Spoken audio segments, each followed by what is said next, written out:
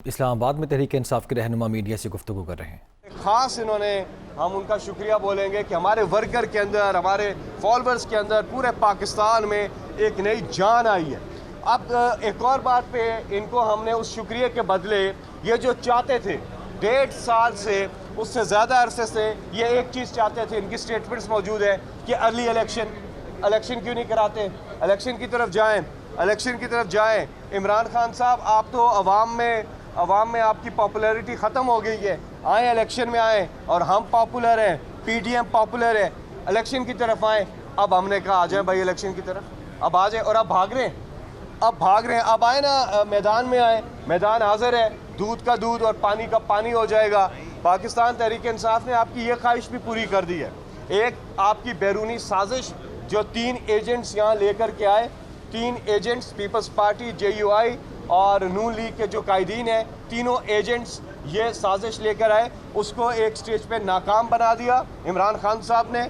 और दूसरी, अब इलेक्शन की तरफ हम जा रहे हैं। कल हमारा पार्लियामेंट्री बोर्ड जो है उसका पहला इजलास होगा और हम तो पूरी तैयारी की तरफ निकल पड़े हैं। अब तो हम पूरी तैयारी कर रहे हैं और इस बार हमारे जो नज़रियाती कारकुन हैं, जो हमारे दरीना कारकुन हैं, जो नज़रियाती कारकुन हैं, उनको अव्वलीन तरजीह देनी चाहिए। ये मैं अपनी लीडरशिप से कह रहा हूँ कि उन्हें आपने इस बार इग्नोर नहीं करना। और साथ ही में एक बड़ी चीज़ जो होने जा रही है कि ये इलेक्शन पाकिस्तान की तारीख का पहला इलेक्शन होगा जो फ्री एंड फेयर इलेक्शन होगा और उसमें कोई बंदा बीच में इन्वॉल्व नहीं है, मशीनें इन्वॉल्व हैं। कोई पंचर नहीं लगा सकेगा, कोई इस पर पंचर आप नहीं लग सकेंगे। जो 35 पंचर पहले लगे उससे ज़्यादा पंचर लगे। और इसी मुअज़्ज़ज़ अदालत के सामने केस चला तो मुअज़्ज़ज़ अदालत ने 21 फाइंडिंग्स दी और कहा कि बाकी में इलेक्शन में काफ़ी ज़्यादा मसाइल थे उस सिस्टम के अंदर, और हमने फिर वो सिस्टम को आकर के ठीक किया गवर्नमेंट में। तो इलेक्ट्रॉनिक वोटिंग मशीन पे इलेक्शन होगा, जिसकी वजह से ये इलेक्शन पाकिस्तान की तारीख का इंशाल्लाह सबसे साफ़ और शफाफ इलेक्शन होगा। नंबर 1। नंबर 2, जो हमारे ओवरसीज़ पाकिस्तानी हैं वो अब बआसानी वोट कर सकेंगे। पहले उन्हें टिकट कटा करके पाकिस्तान आना पड़ता था, अब ऐसा उन्हें नहीं करना। अब वो ये करेंगे कि जहाँ पे जिस मुल्क में है इंटरनेट पे जाएंगे और उसका एक तरीक़ाकार है, उसके मुताबिक वो इंटरनेट पे जाके आई वोटिंग कर सकेंगे वहाँ बैठे बैठे। तो उससे भी इलेक्शन में ओवरसीज़ पाकिस्तानी इसकी जो है भरपूर जो है शमूलियत का उनको मौका मिलेगा। और उनको भी बहुत बहुत मुबारक हो कि अब जो इलेक्शन होने जा रहा है, जो 90 दिन के अंदर होता है, उसके अंदर इंटरनेट वोटिंग का भी इस्तेमाल होगा। तो ये दोनों चीज़ें बहुत ज़्यादा अहम है। धांधली के ख़िलाफ़ इमरान खान साहब की एक भरपूर स्ट्रगल है और नून लीग और पीपल्स पार्टी, इनकी ये ख्वाहिश थी कि किसी तरह से तहरीक अदम एतमाद अगर कामयाब होती है तो ये आकर EVM को ख़त्म करें। ये ख्वाहिश उनकी पूरी नहीं हो सकी। इलेक्शन जो है वो इलेक्ट्रॉनिक वोटिंग मशीन पर ही होगा और उनकी ये साजिश भी नाकाम हुई है, बैरूनी साजिश नाकाम हुई है और इलेक्शन में फ्री एंड फेयर इलेक्शन से भागने की उनकी एक जो कोशिश है वो भी नाकाम हुई है। तो इस इलेक्शन में जिससे ये भाग रहे हैं और इनकी अपनी ख्वाहिश थी कि जी क्यों नहीं इलेक्शन हो रहा, तो अब हो रहा है। उसके अलावा पाकिस्तान तहरीक इंसाफ ने ख़ास तौर पे जो हमारी यूथ है उसको मुतारक करने के लिए एक बार फिर हमने एक कैंपेन का आगाज़ कर दिया है, जिसको लीड करेंगे वज़ीर आज़म पाकिस्तान इमरान खान साहब, जो अब कुछ दिन के बाद वज़ीर आज़म नहीं साबिक़ वज़ीर आज़म हो जाएंगे और फिर निगरान वज़ीर आज़म जो आएंगे। उस हवाले से सदर ने ख़त लिख दिया है वज़ीर आज़म को भी, जो इस वक्त वज़ीर आज़म है, और आउटगोइंग असम्बली के जो अपोजिशन लीडर हैं उनको भी ख़त लिख दिया है कि आपने जो नाम देने हैं, दोनों ने नाम देने हैं, निगरान वज़ीर आज़म के हवाले से वो नाम दे दें। और अगर कोई इत्तेफाक के सिलसिले में नहीं होता तो फिर आपको पता है कि उसका एक प्रोसीजर है, उसमें पार्लियामेंट्री कमेटी जो है वो बनती है और फिर आगे जो भी प्रोसीजर होता है वो होता है। लेकिन पेशरफ जो है वो हो चुकी है, ख़त सदर मुमलिकत ने लिख दिया हुआ है। हमारी पूरी तैयारी है इलेक्शन की। कल हमारी, जैसा कि मैंने आपको बताया कि पार्लियामेंट्री बोर्ड का इजलास है और मुख्तलिफ़ हलकों में जो पोटेंशियल जो कैंडिडेट्स हैं वो अपनी तैयारी शुरू करें ख़ास तौर पे जो हमारे नौजवान हैं। इस बार फवाद चौधरी साहब, इस बार आपने हमारे जो दरीना कारकुन हैं, जो नौजवान हैं, उनको मौका देना नज़रियाती को। और ये घुसपैठिए जो हैं, ये जो रवायती सियासतदान हैं, इन्होंने जो किया है वो आपके सामने है। खुदा रहे ने हमारी पार्टी के अब करीब ना आने दीजिएगा। जो मुनारिफ अरकान हैं, इनकी आपने हरकत देख ली हैं और कौम ने फैसला कर लिया है। अब PTI जो बनने जा रही है वो ओरिजिनल PTI है, वो PTI है जिसमें वो लोग हैं जो दिल से पाकिस्तान के लिए हैं, बिकने वाले नहीं हैं, ज़मीर फरोश नहीं है। और आप देखेंगे कि हमें भरपूर कामयाबी होगी। चलिए बिस्मिल्लाहिर्रहमानिर्रहीम। सबसे पहले आपसे कुछ देर पहले अपोजिशन रहनुमाओं की शहजाद अकबर साहब को ज़रा दिखा देना कि जो सारे कह रहे थे शहजाद अकबर बाहर चला गया है। शहजाद अकबर बाहर नहीं जाता, मुझे लगता है आप ही अंदर जाएंगे। दूसरी बात यह है कि आज अभी अपोजिशन के रहनुमाओं की काफ़ी लंबा हमने नोहा सुना है। एक तो ये है कि इनकी प्रेस कॉन्फ्रेंस में को 10-50 तो लीडर हैं, हर एक ने जो है वो बोलना होता है, तो सारे जो टीवी की स्क्रीनें हैं वो भी लोग बोर हो जाते हैं। एक ही बात को 10-10 बंदे जो हैं वही बात कर रहे होते हैं और चू चू का मुरब्बा है। हमने पहले ही मैंने कहा था कि ये भानुमती ने कुनबा पाला, कहाँ की ईंट कहाँ का रोड़ा, भानुमती ने कुनबा जोड़ा। तो ये सारे जो हैं बैठ जाते हैं। आज जो कुछ बातों पे मुझे बड़ा सख्त ऑब्जेक्शन है। एक तो देखिए, उन्होंने सुप्रीम कोर्ट को इन्फ्लुएंस करने की कोशिश की है, असरअंदाज होने की कोशिश की है। कह रहे हैं बेंच उनकी मर्ज़ी का नहीं है, बेंच जो है वो ये होना चाहिए, वो होना चाहिए। और कल से मैं देख रहा हूँ कि जो नून लीग के अकाउंट्स हैं उनसे सुप्रीम कोर्ट के बेंच के ऊपर एक मुसलसल तनकीदी हमले हो रहे हैं। ये मुल्क इस तरह से नहीं चल सकते। कह रहे हैं कि हम एहतजाज की कॉल देंगे। मैं आपको बताना चाहता हूँ, अगर इमरान खान ने एहतजाज की कॉल दी आपके ख़िलाफ़, आपको अपने घरों में रहना मुश्किल हो जाएगा, आप लोगों को भागने का रास्ता नहीं मिलेगा।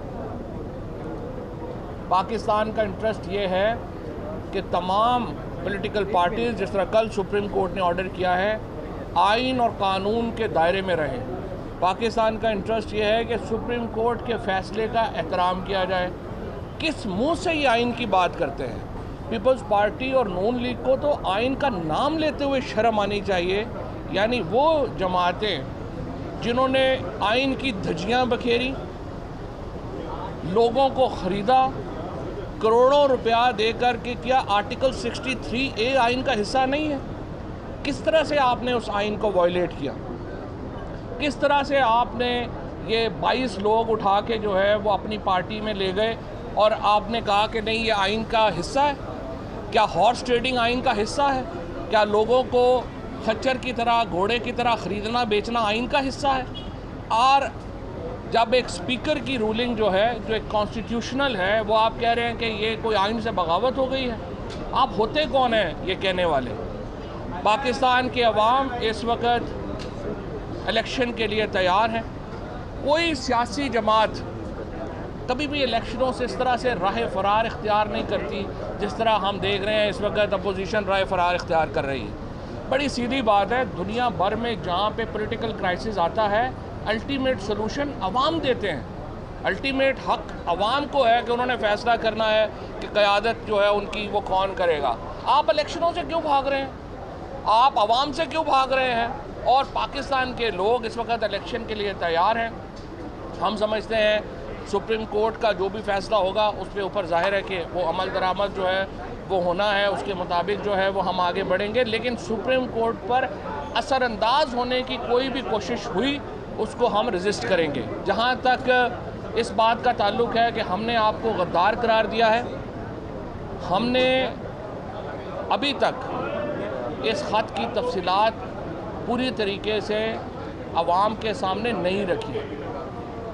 हम नहीं चाहते कि वो तफसीलात सामने आएँ, क्योंकि अभी तक इसमें जिस तरह पहले वज़ीर-ए-आज़म ने कहा था, हमने मुल्क का इंटरेस्ट हमारे लिए मुक़द्दम, हम इसकी कोई तफसीली उस तरह से जो चीज़ें हैं वो सामने लेके अब तक नहीं आए हैं। और अगर आपको हमने पहले, आज आप फिर कह रहे हैं कि हमने आपको मौका नहीं दिया।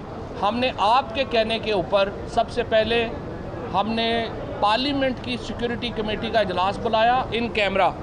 हमने शहबाज शरीफ साहब को दावत दी, हमने बिलावल को दावत दी, हमने इन सब लोगों को दावत दी कि आप आइए और एविडेंस देखिए, आप नहीं आए। उसके बाद हमने आपको फिर ये कहा कि आप बैकडोर ब्रीफिंग ले लें, आपने नहीं ली। अब भी वक्त है, आप इस तरह से इन मामलात के ऊपर पब्लिक गुफ्तगू ना करें, ये आपके हक़ पे। हम किसी को पाकिस्तान में गद्दारियों के सर्टिफिकेट बांटने नहीं आए हैं, ना ही हम बांटना चाहते हैं, लेकिन जो आपका कंडक्ट है, जिस तरीके से आपने इस सारे मामले को लेके गए हैं, वो बहुत ही काबिल एतराज़ है।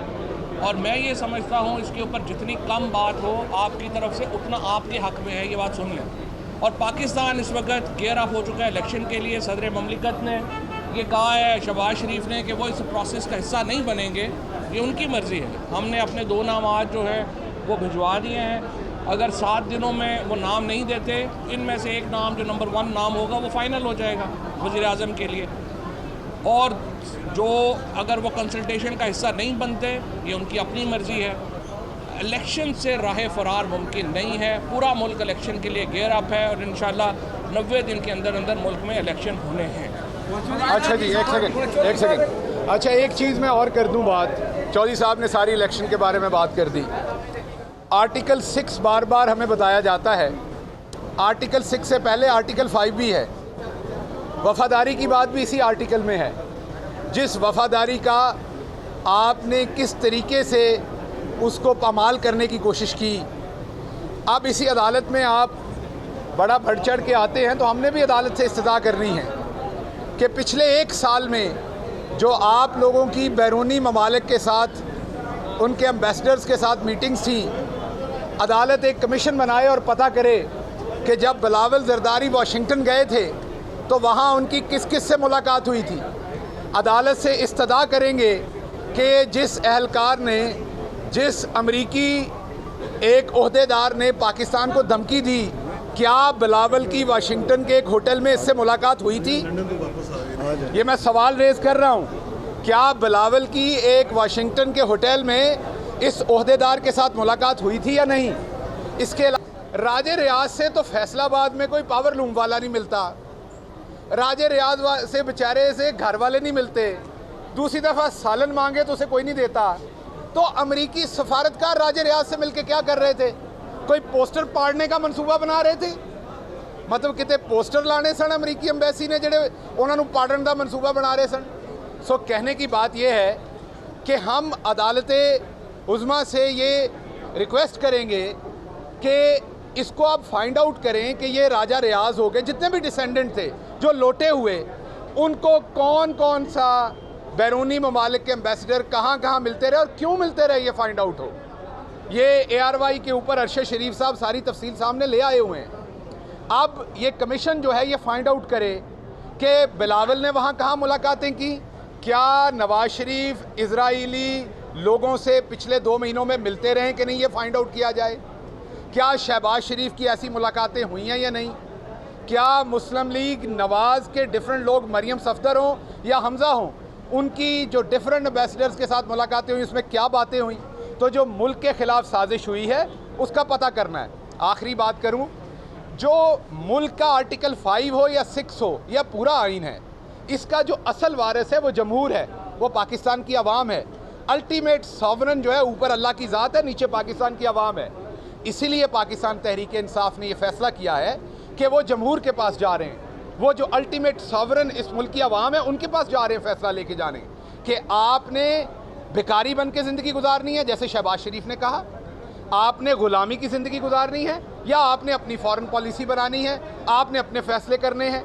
आप मुझे बताएं, आपकी बेगम आपकी बात नहीं मानती कि उसने आपकी अपनी किस बहन से मिलना है?